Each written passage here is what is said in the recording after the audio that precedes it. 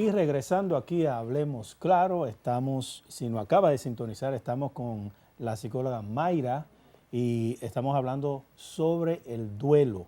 Y habíamos quedado en el segmento anterior, si cuando un familiar está enfermo y tiene un proceso de varios meses en agonía, muere fallece el familiar, ¿es o no es más fácil el duelo? Cuéntenos.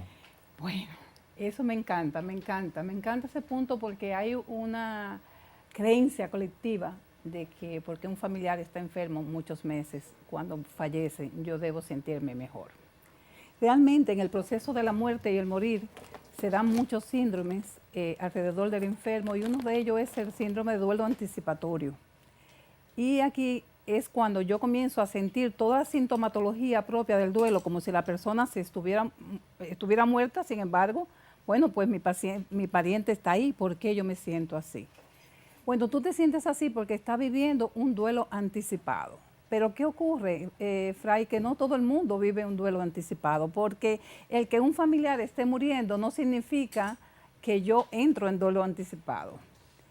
Es aquel duelo que puede ocurrir durante la enfermedad de una persona.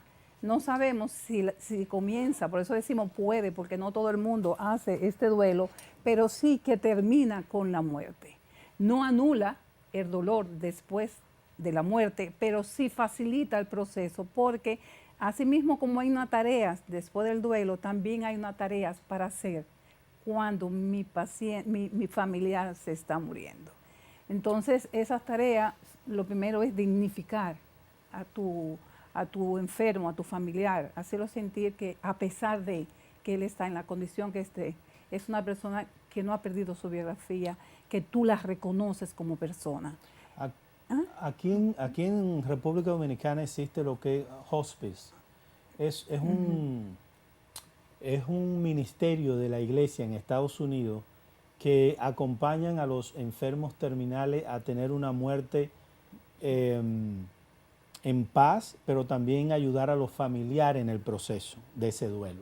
¿Existe algo así? ¿La fundación de ustedes puede acompañar a alguien que ya está en proceso terminal, trabajar con el enfermo y con la familia? Sí, pero me gustaría primero hacer una educación a nivel, porque eso sería ya puntual, pero hay una educación que debe tener la ciudadanía en relación cuando hay una persona que está muriendo.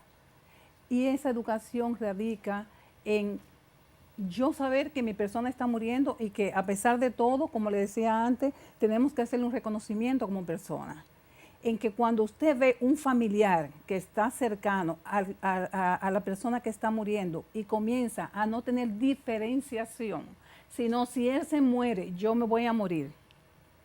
Si él se va, yo no sé qué voy a hacer. Ojo con ese otro familiar, porque ahí podemos estar teniendo un punto importante para tener luego un duelo complicado. Entonces, saber que quien se está muriendo es mi padre o mi madre y que a mí me duele en lo más hondo de mí, pero quien muere es ella y no yo. Eso es un punto que tiene que saber la población, porque ahí hay diferenciación en el proceso de morir. Quisiera poner una gráfica, porque el Papa San Juan Pablo II escribió una encíclica donde habla sobre el dolor precisamente. Y en el numeral 9 dice, dentro de cada sufrimiento experimentado por el hombre, y también en lo profundo del mundo del sufrimiento, aparece inevitablemente la pregunta ¿por qué? Es una pregunta acerca de la causa, la razón, una pregunta acerca de la finalidad ¿para qué? Y en la próxima vemos cómo Juan Pablo II habla sobre que el sufrimiento también tiene algo de redentor. Es decir, el Señor vino y nos enseñó sobre el sufrimiento. Y cada sufrimiento hay que hacerlo cristianamente. Y buscarle sentido. Y buscarle sentido a ese sufrimiento. Porque sufrimiento siempre habrá. Y no tiene nada que ver con dinero, no tiene que ver con estatus social.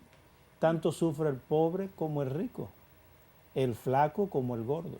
Es decir, no tiene nada que ver con eso. Es muy humano el sufrimiento. pero también el sufrimiento es redentor.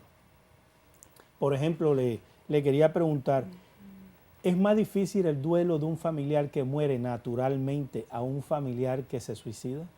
¿Cuál ha sido su experiencia, por ejemplo? No hay dolorímetro. El dolor es el mismo. Lo que pasa es que el tipo de muerte por suicidio multiplica 7 veces la posibilidad en una familia de que el suicidio ocurra. Y el homicidio también, están dentro de las muertes inesperadas.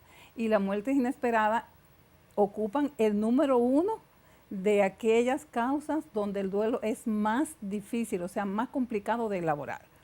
O sea, que una persona que en una muerte súbita como suicidio, homicidio o accidental, es más difícil. O sea, nosotros tenemos una palabra que es NASH, natural, accidental, suicidio, homicidio, y definitivamente que las 3 últimas palabras son más difíciles de elaborar. En la próxima gráfica, donde está esta encíclica de Juan Pablo II, nos dice en el número 8, el sufrimiento humano constituye en sí mismo casi un específico mundo.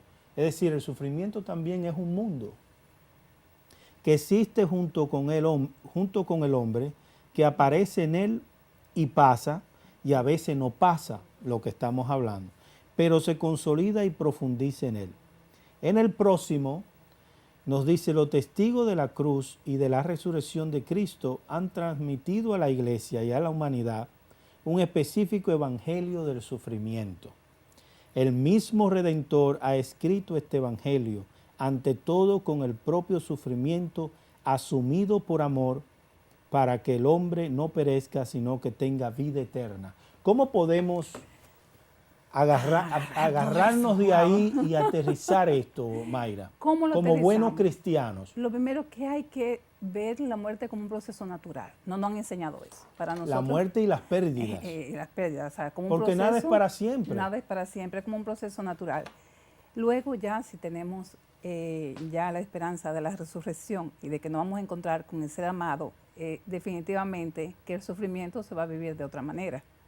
Porque siempre hay aquel sufrimiento inevitable que trae la muerte, que trae una pérdida, y es el sufrimiento propio de nosotros no tener algo que queremos y que añoramos. Sin embargo, cuando nosotros entramos un dolor que podemos evitar, o sea, ese dolor de la resistencia, de la añoranza, de que por qué a mí, de por qué yo, por qué si yo soy una mujer buena, por qué mi hijo tiene que tener tal cosa, por qué mi marido tuvo que morirse. A esa resistencia no podemos darle paso a un dolor sano. Y no creemos en la resurrección. Tenemos que ir a los pies de Cristo. Sin embargo, esas palabras van para aquellas personas que han tenido una pérdida de un familiar, de un ser querido. Sin embargo, en una pérdida, por ejemplo, amorosa. Amorosa, sí. ¿Cómo podemos ayudar a esta persona cristianamente en una pérdida amorosa? En una pérdida amorosa. Por ejemplo, una pérdida de un hombre donde se entendía en algunos aspectos con su esposa, pero en otros no. La persona decidió abandonar el hogar. ¿Cómo podemos darle algunas herramientas a este hombre para tener un buen duelo y salir adelante? Vuelvo y le repito, la herramienta es de acuerdo a lo que tú traes. A lo que tú traes. Probablemente ese señor no sabe ni siquiera lo que significa el abandono que él cometió con su familia. O sea, no lo ve del todo. Probablemente él haya abandonado su familia y él no sepa ni siquiera lo que está haciendo. Cada tratamiento de duelo es tan individual que decir esto es un calmante o cómo yo lo trabajaría, primero tenemos que hacer una recogida. ¿Qué es lo que trae a esa persona? Irnos atrás para traerlo al momento y comenzar a trabajar a partir del aquí y el ahora. Por ejemplo, un testimonio mío. Yo estuve con mi pareja y me separé 3 veces de él, volví y me casé, porque yo entendía que era el hombre ideal. ¿Cómo es, doctora? Así Espérese, es, ¿cómo simple, es un testimonio. Usted o sea, tres veces me casé con mi esposo. 3 veces. Se ¿Por divorció qué? y se casó 3 me veces. casaba con él. ¿Por qué? Porque para mí era el hombre ideal, yo no quería tener otra pareja, tal o cual.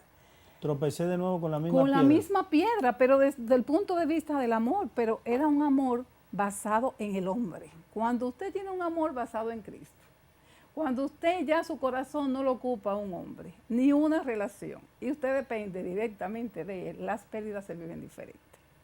Por eso es que estamos hablando de...